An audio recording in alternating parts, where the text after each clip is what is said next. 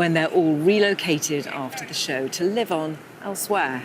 Here to tell us more and to talk about the importance of sustainability at the show is Clare Matterson, Director General of the RHS. So Clare, it's so nice to be sitting with you. We're here on the Pathway Garden and you've just awarded it the RHS Environmental and Innovation Award, which is fantastic. It is fantastic. I mean, all the gardens here go through a Green Audit because we want every garden to have really good sustainability credentials. And it's an audit, but it's a process. So it's a conversation about the materials.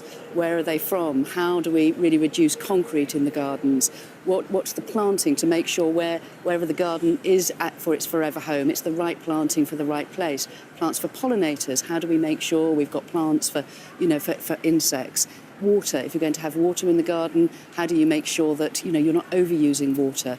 And also that perhaps you can capture water. So all of these are there. But then this garden was then the creme de la creme and got the top innovation award. And no power tools, if you can believe it, were used at all to create this garden. 2 very small bags of waste, and that is all, and not one bit of concrete here at all. That's incredible. Amazing. So how important is it when a designer's applying to have a garden at Chelsea?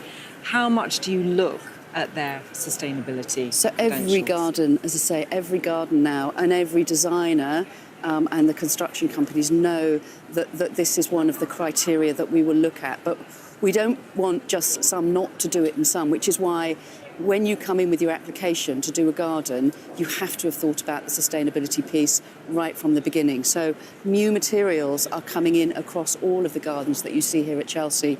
And then that is something which is then impacting and influencing practice beyond RHS Chelsea, which actually is ultimately the most important thing. How can we get that practice to spread across the industry? So you see a lot of innovation here, and that's why we introduced the Environmental Innovation Award to really then celebrate those that really have gone that kind of extra mile and have introduced new, and exciting elements into their schemes and into their gardens. And these gardens live on, don't they? The relocation is part of the sustainability, and so What's the impact been? Well, I mean, since 2023, we've required that every garden has to have, as like we like to say, its forever home. Mm-hmm. This garden actually will be going to a homeless centre called the Shekinah Centre in Plymouth, which will be wonderful. But you have to build in, you have to have thought about where it's going when you're building the garden, because you can't just plonk it somewhere.